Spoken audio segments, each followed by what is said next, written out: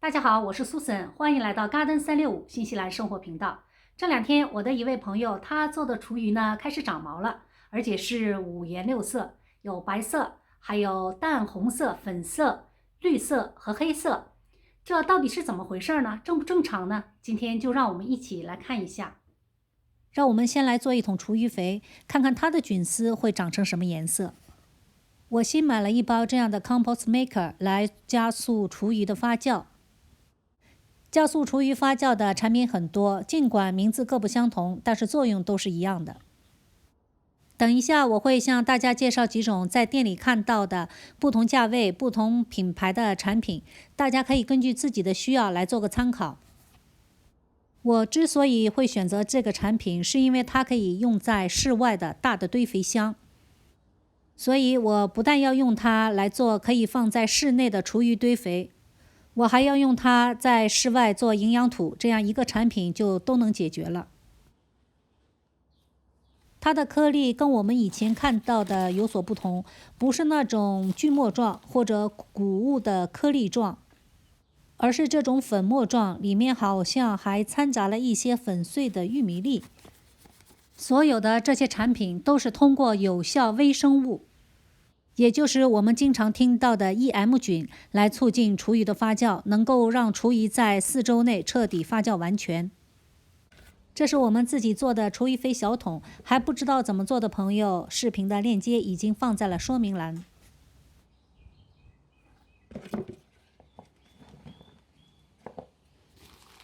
在放厨余之前呢，我们先要在桶的底部撒一层菌，然后加一层我们已经准备好的厨余。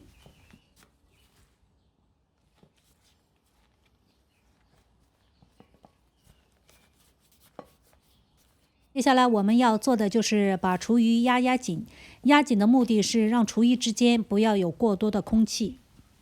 因为用这种方法做的厨余肥是厌氧发酵，厨余之间的空气越少越好。这就是为什么如果我们到店里买厨余肥桶，它会送一个专门压紧厨余的工具。不过大家也不用过多的担心，要求并不是十分严格，因为我们每次加厨余的时候呢，也会打开桶的盖子，空气也会进去。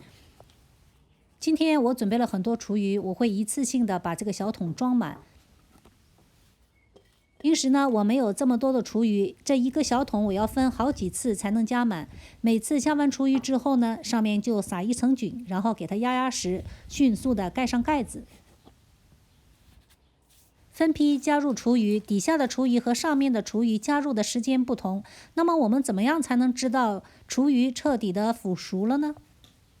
我们要从最后一次加厨余的日期开始算起，再过4到6周，根据温度的情况，我们的厨余就可以用了。我们加入的发酵菌中的微生物，首先会将厨余中的有机质分解为二氧化碳、水、氮还有硝酸等，然后再经过腐熟。所以经过2周左右，我们首先会看到桶的底部会有棕色的液体肥流出。液体肥的多少取决于厨余材料的含水量。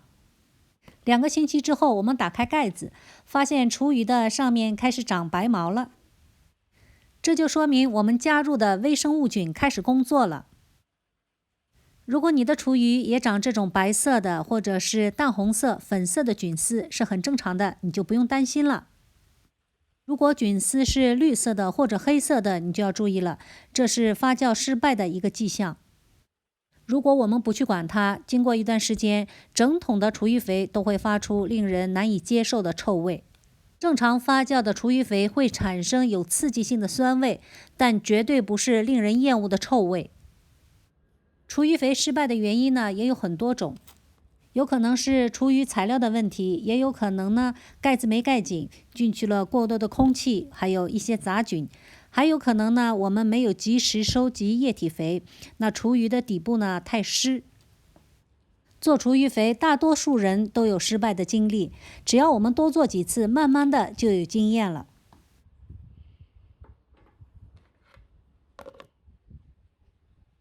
这就是流出来的一小部分液体肥，还不太多，还要再等等。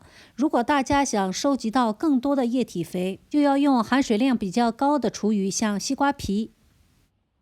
而且液体肥也不会一直有，当厨余里面的水分被分解完了，液体肥就不会再流出了。我这个桶很小，如果大家用大一点的桶，就能收集到更多的液体肥。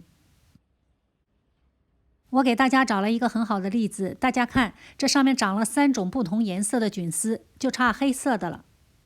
这边是白色、淡红色、粉色，下面这一部分呢，有一些淡绿色，说明已经开始慢慢的变质了。如果大家碰到这种情况，可以把上面发霉的厨余先拿掉，再加一些发酵菌，让它重新发酵。如果还不行呢，我们就赶快把它用掉，埋到土里，让土里的微生物去分解厨余。上面这层果冻状的物质是分解时产生的果胶，如果不是长绿毛，它是非常好的。它里面含有大量的活性菌，可以作为菌种放到新的厨余桶里。而且它不是每次做厨余肥都会产生，需要温度适宜，然后最好呢用含果胶比较多的水果，还要用这种口稍微大一点的小桶。我这桶是用香蕉皮做的，方法非常简单。我已经把怎样做香蕉皮肥的视频链接放在了说明栏。虽然上面已经开始长绿毛了，但是下面的水呢还是非常的清澈，一点异味都没有，说明有益菌的数量还是占优势的。那我就不把长绿毛的这部分拿出来，我把它继续搅拌，让它继续发酵。这几天呢，我就不打开盖子了，让有益菌好好的工作。下面让我们来看看这3瓶，左边2瓶是我收集的厨余液体肥，已经放了3个月以上了。右边这瓶呢，是我做的香蕉皮肥。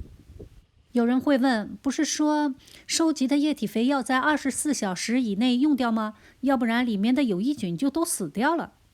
如果你有条件能够在液体肥流出的24小时内用掉是最好的，因为这时候有益菌的活性会达到一个最高值。虽然道理明白了，但操作起来非常困难。我是隔个几天去看看，收集一下液体肥，所以不能保证这些液体肥都是在同一天产生的。发酵3个月以上，液体肥已经趋于稳定，理论上讲呢，能够储存很长时间。有一些我们能够在厨余肥的表面看到一些白色的细菌，不是每一瓶都有，这是很正常的。成功的液体肥呢，呈棕黄色的，有刺激性的酸味，没有臭味。你的液体肥成功了吗？颜色的深浅是取决于你用的厨余的材料，这些是厨余渣的沉淀。如果大家是刚刚开始学习厨余堆肥，建议大家可以多放一些水果皮，像橙子皮啊、苹果皮啊、香蕉皮等。这些材料呢，会让你做出来的厨余呢味道更好一点。这是我在邦尼斯看到的室内用的厨余堆肥桶，这是18升的，这个是12升的。我个人呢比较喜欢小一点的，因为万一做坏了，把它处理起来埋到地里也方便。这是液体的发酵菌，每次加完厨余之后，只要在上面喷洒1层就可以了。这个是颗粒状的，主要用于室内的厨余堆肥。这种就是我买的，旁边还有小瓶的罐装的，品种真的很多，大家可以根据自己的不同需要，选择不同的品牌、不同的产品。希望我今天的分享能够解除一些大家在做厨余堆肥过程中的一些疑惑。如果你喜欢我的视频，欢迎订阅我的频道。谢谢大家的收看，我们下期再见。